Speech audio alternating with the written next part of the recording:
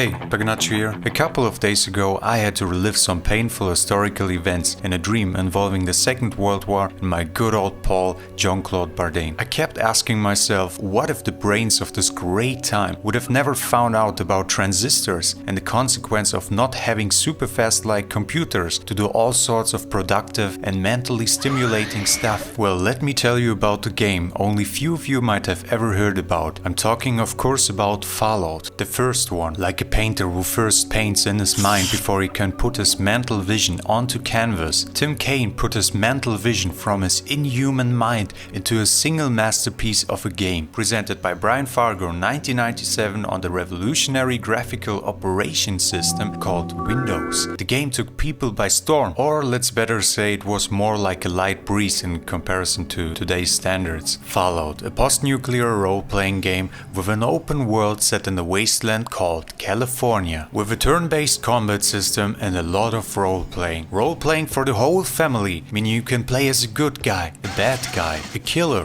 a raider, or a woman. With countless possibilities, the only limit to your experience will be your imagination. Customize the out of your character to best identify yourself with him or her. Choose between skills, optional traits, and give your character points that will make him special. Visiting locations and interacting with the local inhabitants in this fascinating wasteland will be your main activity. Occasionally, inhabitants will be immersed in great dilemmas in which you, as the player, may choose to solve in order to acquire karma and experience points, or ignore to gain nothing but hatred. And you have to leave. Throughout the game you will be often confronted with the possibility to complete missions in multiple ways, allowing solutions that are unconventional or contrary to the original task, in which case you may still be rewarded or earn an unconventional reward. As you start to progress through the wasteland you will encounter hostile opponents, and if such encounters are not avoided by using stealth or persuasion, they and you will encounter a far more fearsome enemy, mostly known under the name turn-based combat. The post-apocalyptic story of this game gains a lot of inspiration from titles like A Boy and His Dog, the Mad Max franchise, and an old-time classic, Double Impact. The game starts in a vault, a subterranean installation provided with highly advanced equipment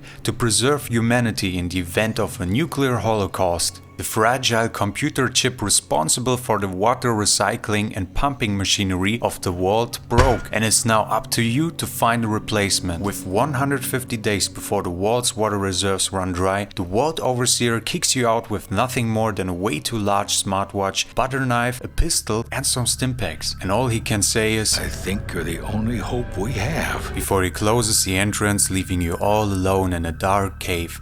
Well, it's getting quieter and quieter with each second that passes, until you cut open those rats' ass. Don't forget to invest points into melee weapons, small weapons or unarmed combat, or else you're gonna waste a lot of time actually waiting for your character to land a successful hit on those cave rats. And if you are not that kind of person that finds joy in watching old people do stuff as slowly as they can, checking your running on always and cranking up the combat speed to max might be just your thing. And for all of you completely hopeless dwellers out there, pressing F1 brings up a useful Fallout quick help sheet for keyboard shortcuts and some other explanations. It doesn't take long until the player reaches the cave's entrance to embrace the overwhelming wasteland. From here you can go wherever the you want to, although I would recommend going straight to the right, where you will find your first village. There you can trade for food, steal from the bookshelves, talk to the folks and find a companion. Going every other way may eventually result in a painful encounter with giant red scorpions, units of super mutants or raiders that will kill you in an instant. So save your game as frequent as possible.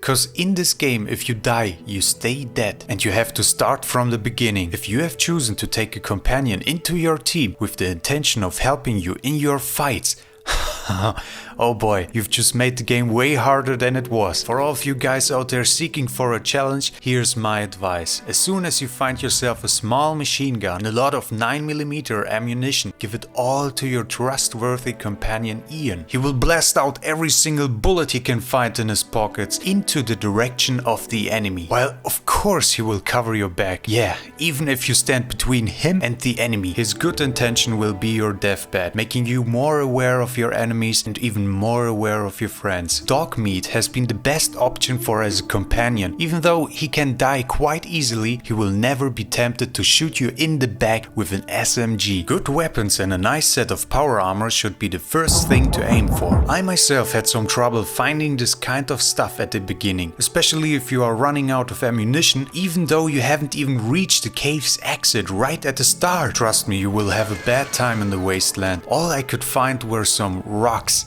But you can't load those into your gun, can you? The best equipment can be found at the Brotherhood of Steel outpost. I think that's the only location where you can actually find an power armor. Playing as a wall dweller that has been blessed with very low intelligence is a unique and quite interesting experience for itself. Once I've tried to get inside of the Brotherhood of Steel base, I had to talk to the guardsman in front of the main entrance. Hello and welcome to the Brotherhood of Steel.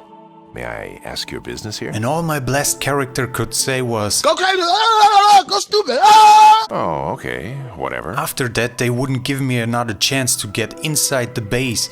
They've seen how low of a human being I am and decided to let that poor creature die in the wasteland. That's the price you have to pay. But being dumped makes you a goddamn happy motherfucker.